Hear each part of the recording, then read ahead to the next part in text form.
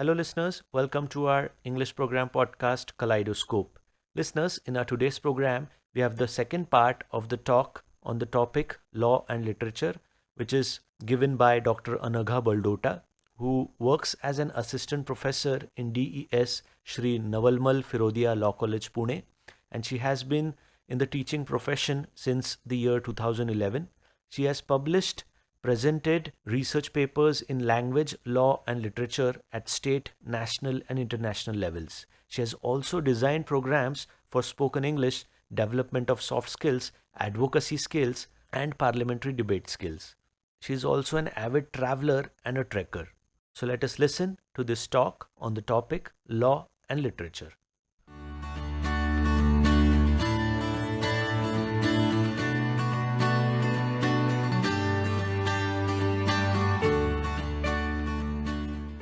Hello, dear folks. We opened a novel discussion in last session on relatively modern trained law and literature. To continue with the discussion, we have to consider one more aspect of language. Law and literature intersect in their use of language and interpretation. Legal texts often involve complex language and interpretation, much like literary texts, exploring how language shapes legal arguments and narratives in literature can shed light on the power dynamics inherent in legal communication. In The Discipline of Law, authored by Lord Denning, he quotes, "When I was called to the bar, I had to become proficient with words, and I did it by drawing on my reserves of English literature. Next, I had to practice continually. As a pianist practices the piano, the lawyer should practice the use of words, and both in writing and by word of mouth." The statement by Lord Denning further marks the importance of the language in law, which can be enhanced through the reading of literature. Mastering language and the art of advocacy gives birth to a quality lawyer and his successful career.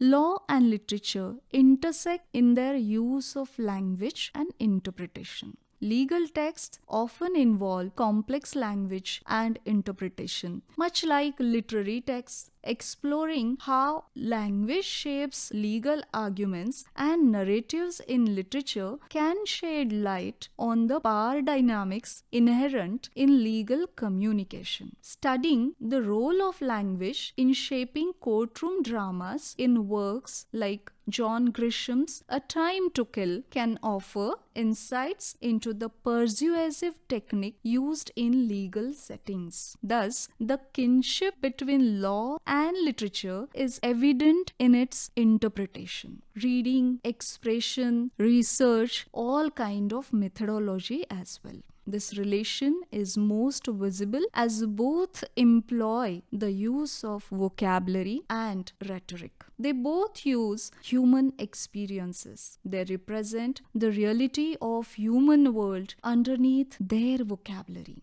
In the world, novels are very popular. Characters are created by the authors who explain their complex emotions. They use rhetoric and a logical series of events to create a surprise ending because each piece comes with a different theme line. For example, analyzing the portrayal of gender roles in legal settings in works like Charlotte Bronte's Jane Eyre can reveal the gender biases present in the legal practices. Another example is Les Miserables by Victor Hugo in 19th century. This masterpiece follows the lives of characters entangled in the legal as well as political turmoil of early 19th century France. Through the protagonist, Jean Valjean struggles with the justice system, including his imprisonment for stealing mere a loaf of bread. Hugo exposes the flaws and harshness of the legal system under Napoleonic law, and it sheds light on the socio-economic inequalities perpetuated by legal injustice. A Tale of Two Cities. Friends, you might be knowing this very popular novel by Charles Dickens.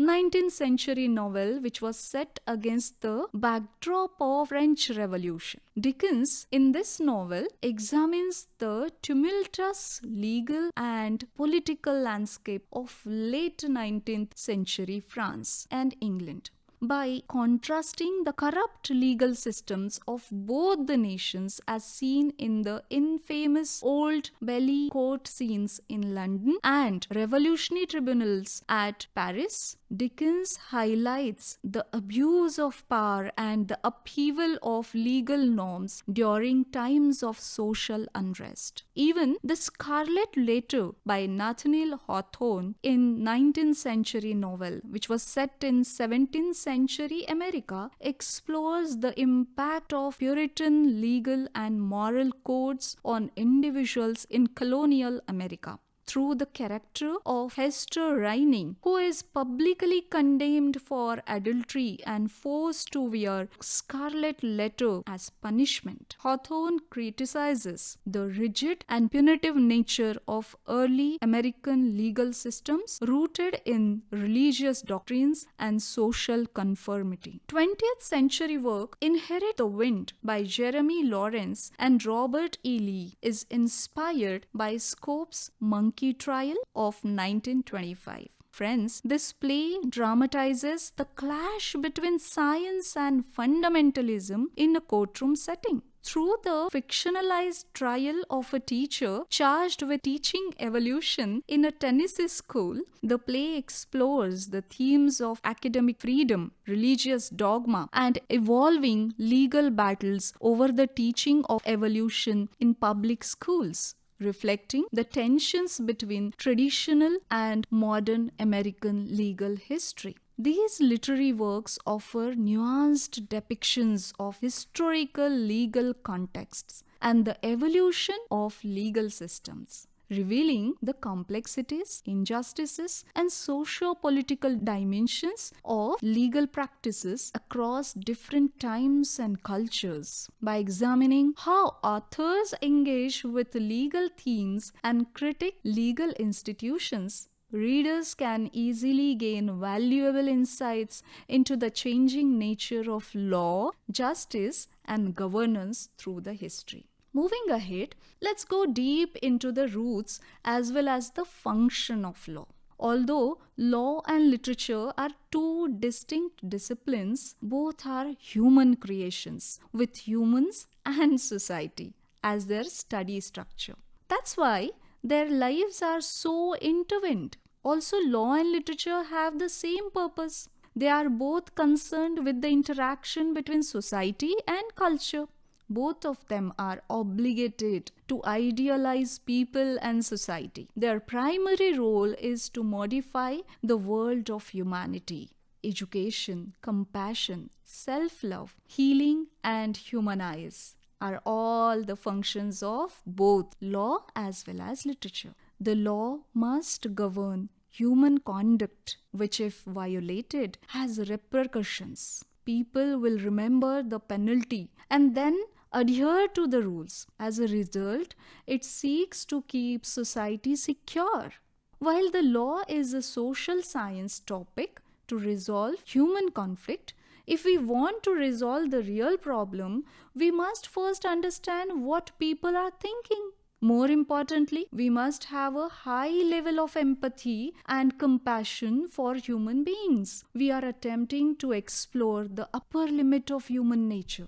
This is the fundamental purpose of law and literature. Law and literature both use the same form of explanation. Literature uses literary vocabulary to present the artwork. As its aim, it intends a consistent approach and the execution of the entire framework as a part of the work's artistic merit. Law theories, on the other hand, would follow the importance and significance of profession by following factual, logical, and rational dimensions. The importance and uniqueness of literature and law become clear as they are explained solely and in a combination. Both of them discuss intent to achieve their respective goals. They both are two distinct vocabularies, literature and law. Literature is a culmination of humankind's inspirations, desires, and emotions, all of which are brought together in this personalized commodity wherein facts and fantasies are beautifully woven.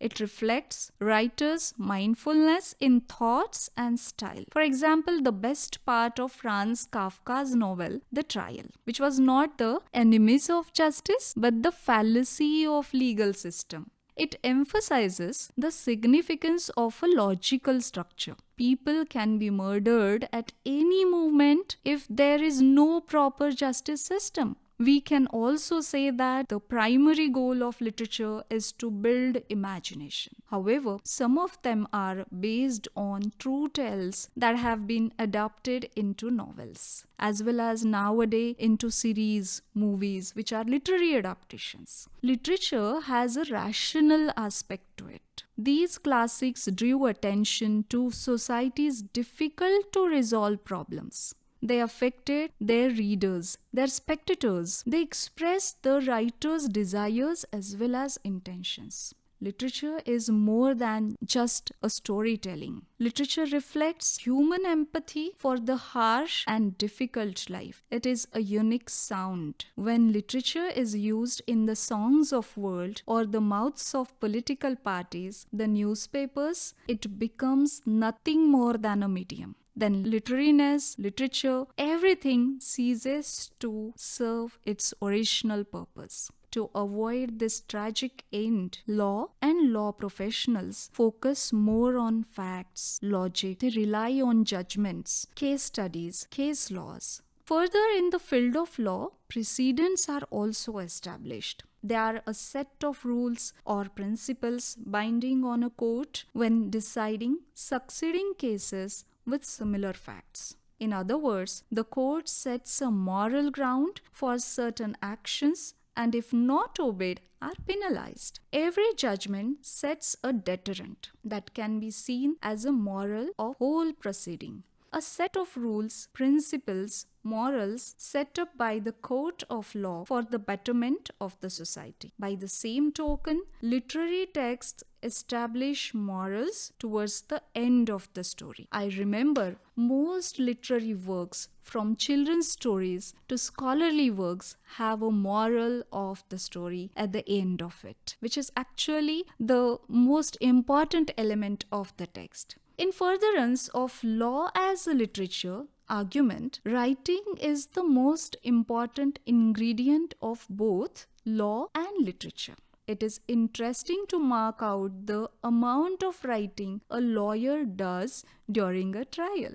Like a writer writes various drafts before publishing its final draft, a lawyer too drafts various suits, contracts, agreements before finalizing the final one. Lawyers probably do more writing than any other professional. Lawyers have developed their style of writing, a formal means of writing which is evolved by them, which is used to convey the facts of the case with remarkable precision. It is not just about drafting. In fact, lawyers have to exercise in multiple capacities as authors, interpreters, advocates, orators, and sometimes as academicians. Interpretation of words, deeds, and person is their major job while arguing a case. They often use literary words or literary theory to interpret rules, regulations, as well as case studies, case laws. One such theory is the philosophy of deconstruction, propounded by the French philosopher Jacques Derrida in the 1960s. Derrida's philosophy of deconstruction is defined by the Cambridge Dictionary as the act of breaking something down into its separate parts to understand its meaning. To comprehend cases, lawyers break down the facts, circumstances, legal language, evidence, and respective law to give it a desirable meaning.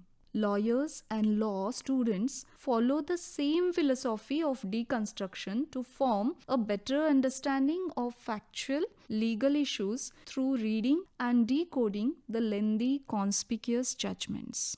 What is judgment? Judgment is the guideline for the society as large. Judgments are code of conduct. One can understand it only if the reader possesses a multidimensional approach of the subject matter. Here, the multiple dimensions are philosophy, psychology, sociology, economics, political science, language. The former United States Supreme Court Justice Benjamin Nathan Cardozo wrote an essay called Law and Literature.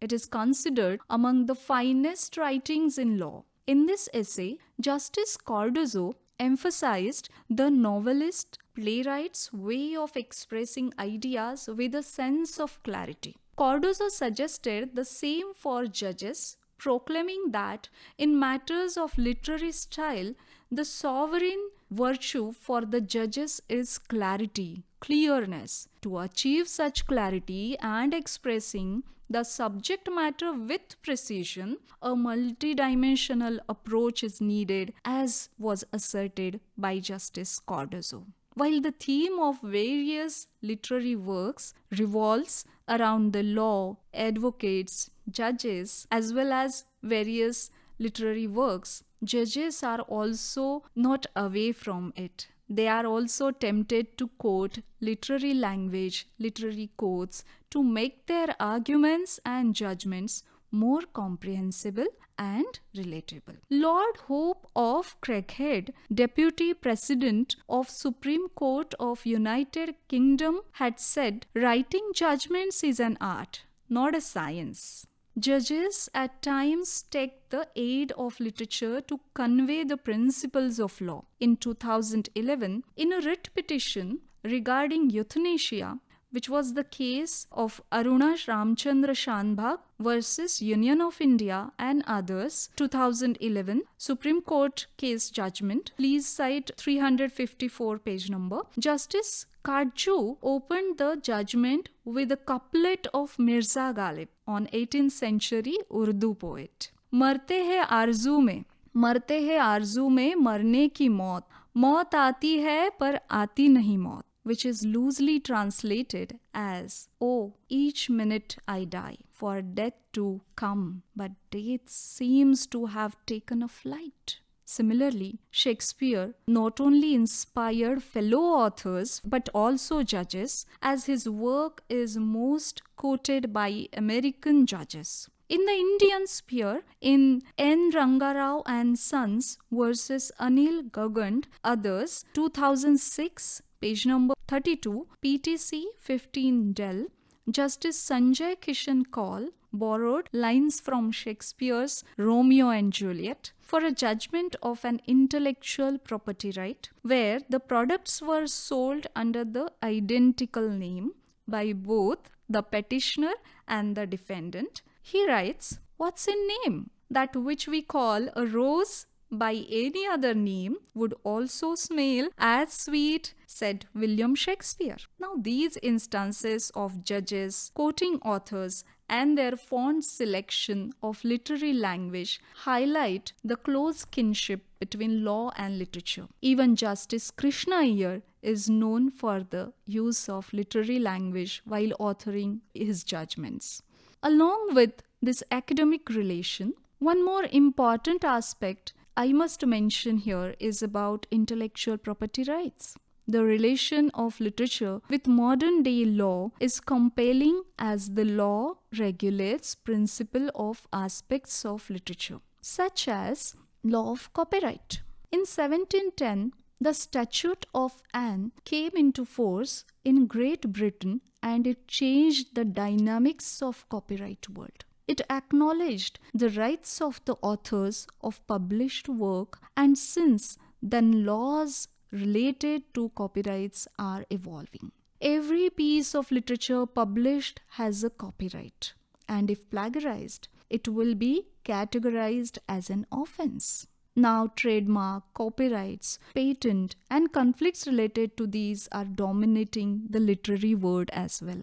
and the concerning literary pieces are published nowadays. In addition to that, cyber and medical forensic are yet more interesting areas of legal edutainment. Legal literature is evolving day by day. Law and literature will provide powerful legal and literary analysis, methodological sophistication, and engaging prose, as well as theoretically and historical informed work that uncovers relations among legal methods, logics in conjunction with the literary imagination. The series editors seek innovative and interdisciplinary studies of each and every kind, including but not limited to work that examines race, ethnicity, gender, national identity, criminal and civil law, legal procedure and methods, digital media, intellectual property, economic markets, and corporate power, while also foregrounding current interpretative methods in the humanities, using these methods as dynamic tools that are themselves subject to scrutiny. Law and literature are eternal entities. Friends, those will rule, regulate the society, and will bring peace and harmony in the society. These are the topics which are going to intersect the partnership, and its journey will never end. Ultimately, law in its concrete, factual and historical sense will be illuminated by means of literary and cultural methodologies. And those methodologies will in turn receive new vitality from their respective counterparts. Friends, let's cherish this kinship. Let's keep the concern, instinct and passion for both law and literature alive with the great literary pieces created by luminaries ranging from Socrates, Plato, Cicero, Chanakya to Dr. Babasaheb Ambedkar, Fali Nariman, Justice Krishna Iyer. Thank you once again.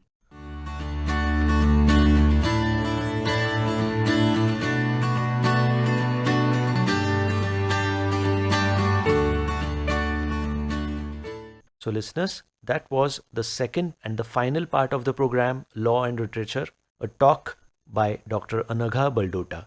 Hope you enjoyed listening to her. We will be back with another interesting program. Until then, thanks for listening and please stay tuned as our next program follows.